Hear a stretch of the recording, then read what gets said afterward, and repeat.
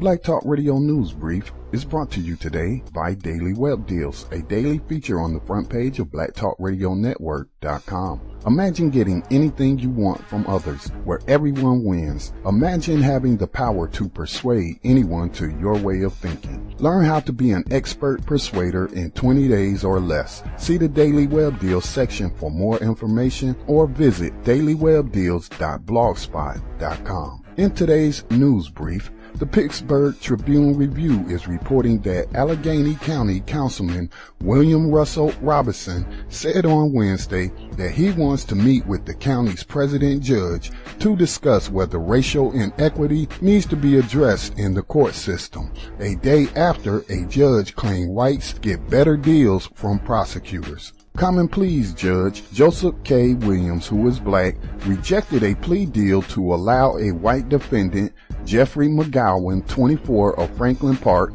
to get 3 months of probation for an incident in which he is accused of trying to fight with a police officer after a traffic stop. I do take serious Judge Williams' concerns, said Robinson, who is black. I'm trying to determine the basis for the judge's feeling. It seems like we ought to be funding a justice system that is fair and equitable. Mark Bergstrom, executive director of the Pennsylvania Commission on Sentencing, said the biggest racial disparities in the criminal justice system come when people are arrested. While we have found some unwarranted disparity at sentencing, the biggest disparity is who's being arrested. Also out of the state of Pennsylvania, Diop Olugbala, who is the president of the International People's Democratic Uhuru movement, was a guest on Black Talk Radio News and Views on Wednesday to discuss racial profiling and other issues of concern in the black community in the city of Philadelphia. Olugbala faces up to 10 years in prison when he is sentenced on October the 13th, 2010, after a felony assault conviction on a police officer that stems from a protest he and others staged at a Philadelphia City Council meeting in 2009. Seen on a video, Olugbala is seen pushing a plainclothes officer after the officer grabbed him by the throat in an attempt to physically remove him from the premises. Olugbala says the charges are political in nature and that the district attorney, Seth Williams, has pursued a policy to address violence and other problems in Philadelphia by locking up more blacks. It's the ruling class that controls these politicians to resort to the strategy that we refer to as neo-colonialism, the white power in blackface, where you now have a black DA, the first, Philadelphia's first black DA, whose name is Seth Williams. But when you look at Seth Williams' platform, even before he became the DA, you see just as much, anti-black sentiment and, strategy that you did of the Lynn Abraham. And the fact is actually that Seth Williams made a public promise that should he become the DA, he would have Mumia Abu-Jamal executed.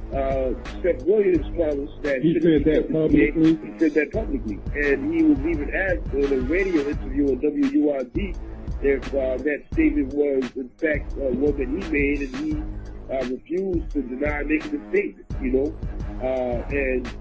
more than that, Seth Williams had promised that should he become the DA, he would open up a prosecution office in every so-called bad neighborhood, and we all know what that means, the African community and Latino community. He also, as his strategy to stop what he called, homicide amongst black men, his strategy was simply to prosecute more black men. So we know that the real basis of violence and homicide in the African community is mass poverty that is imposed in our community, which forces masses of young African men into the illegitimate drug economy that the government controls, and all of the violence that comes along with that economy. And of course, just scramble for day-to-day survival that comes with the poverty. So Seth Williams wasn't thought of economic development or jobs and businesses as a solution to violence and the homicide. His solution was simply more prosecutions, which is consistent with the program to lock up as many black people as possible to, again, provide wealth for the city of Philadelphia at the expense of the African community. For more information on these stories, go to the blog section of blacktalkradionetwork.com. Black Talk Radio News Brief is a Black Talk Media Project production, a nonprofit encouraging new media production and collaboration among independent black media producers. Make a donation today at blacktalkmediaproject.org.